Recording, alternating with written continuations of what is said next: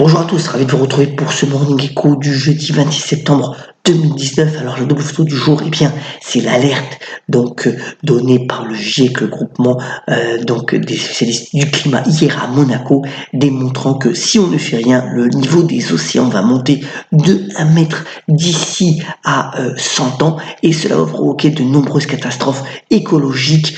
Donc voilà, on doit agir véritablement sur la réduction des émissions carbone pour finalement maintenir le niveau des océans à un niveau acceptable. Vous voyez que c'est la photo de Malé, la capitale des Maldives, qui est prise en exemple, par rapport donc à cette urgence climatique dans un contexte, vous voyez, où les marchés américains ont rebondi hier sur fond d'optimisme des négociations entre donc les États-Unis et la Chine, Donald Trump faisant état finalement d'un accord de plus en plus proche, closer and closer, comme il a dit. On verra bien si c'est encore une plaisanterie dans un contexte, si vous voyez, l'euro-dollar est assez fort sur fond d'optimisme sur la force de l'économie américaine, mais aussi sur les déclarations de Mario Draghi, donc le président de la Banque Centrale Européenne, qui défend donc son nouveau quantitative easing et la baisse des taux donc en Europe, et des prochains chiffres pourraient encore finalement renforcer le dollar. À noter aussi, c'est important, on a eu un flash crack hier sur le Bitcoin, sur la crypto-monnaie, et finalement on est passé en 2 jours pratiquement de 10 000 $ le Bitcoin à 8 340 ce matin.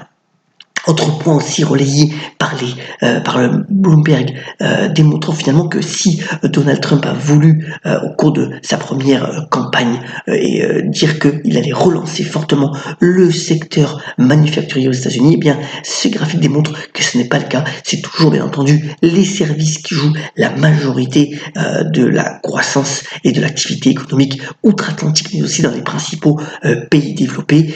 Et même si en ce moment le secteur manufacturier finalement dans un marasme global, il représente peu de l'économie. Voilà, c'est toujours à noter comme point intéressant.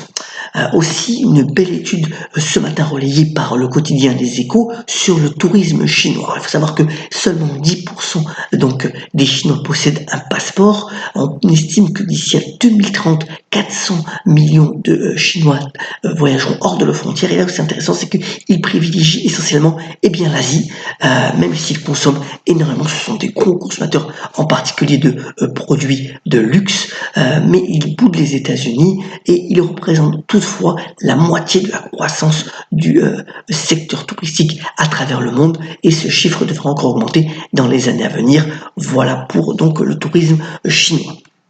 Venons-en bref, pas mal d'actualités d'abord. EDF en connaît encore des déboires au Royaume-Uni. La facture donc de l'EPR d'Hinkley Point va augmenter de près de 6 milliards d'euros, avec en plus des délais supplémentaires sur la livraison de ce projet. Et vous voyez que l'action EDF hier a perdu près de plus de 6%, alors que dans le même temps, cette infographie du Parisien démontre que notre facture d'électricité continue d'augmenter, et ce depuis 10 ans. Voilà, situation d'EDF toujours aussi délicate. Fusion avortée entre les deux cigarettiers Altria et Philip Morris. Alors ils s'étaient séparés en 2008, ils ont tenté des discussions pour se rapprocher et créer de nouveau un géant mondial. Avec les difficultés de Juul, la filiale de la cigarette électronique aux États-Unis, ce projet est donc avorté. Alors c'est une bonne nouvelle pour les actionnaires de Philip Morris. L'action a rebondi assez fortement, moins bonne pour Altria, dont l'action finalement hier elle n'a rien fait, a baissé même un petit peu à la bourse de New York. Les conséquences du Brexit sur les banques, là c'est la banque Santander qui doit donc passer une dépréciation d'actifs de 1,5 milliard d'euros donc sur sa filiale britannique. Ce sont essentiellement le ralentissement au Royaume-Uni, mais aussi l'incertitude sur le Brexit qui provoque cette dépréciation. Alors vous voyez que comme les autres banques européennes, Santander offre un dividende assez intéressant de plus de 5%, elle se paye peu cher, mais finalement c'est encore une action qui n'est pas bon ou opportun pour le moment de posséder dans des portefeuilles, car on pourra avoir encore des surprises moins réjouissantes.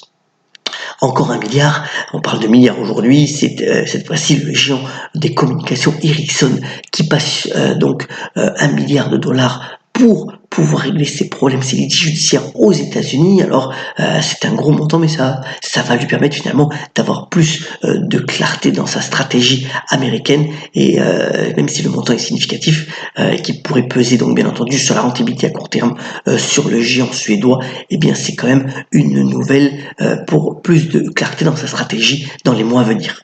Voilà une belle réussite à la française qu'il convient de souligner aujourd'hui. Alors c'est le groupe Nux dirigé par Adiza Jabes qui ouvre presque près de la moitié de son capital. Alors c'est véritablement une réussite sur les cosmétiques naturels qui fonctionnent bien puisque le chiffre d'affaires a été multiplié par 3 en 10 ans, atteignant près de 240 millions d'euros pour cette année en 2019, 800 salariés. Et l'objectif donc de cette remodélisation du capital, c'est finalement de croître de plus en plus fortement dans les pays hors d'Europe, avec de fortes ambitions donc pour ce groupe, le troisième groupe de dermocosmétiques en France. Donc voilà, une belle réussite à souligner.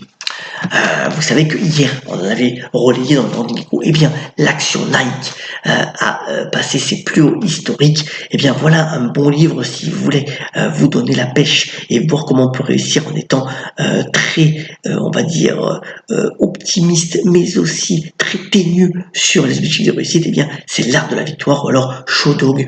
Donc, en anglais, c'est finalement les mémoires de Phil Knight, le créateur du groupe Nike. Il démontre à quel point il a montré de l'abnégation et aussi de la volonté de réussir, et c'est véritablement un livre qui donne la pêche. Terminons ce Morning Echo par la citation du jour. Elle nous vient du grand musicien de jazz américain George Gershwin, un américain à Paris, et d'autres œuvres donc de ce bon musicien qui a notamment déclaré: la vie ressemble beaucoup au jazz, elle est plus belle quand on improvise. Excellente journée, ayons la pêche et soyons solidaires, et à demain pour le Morning Echo.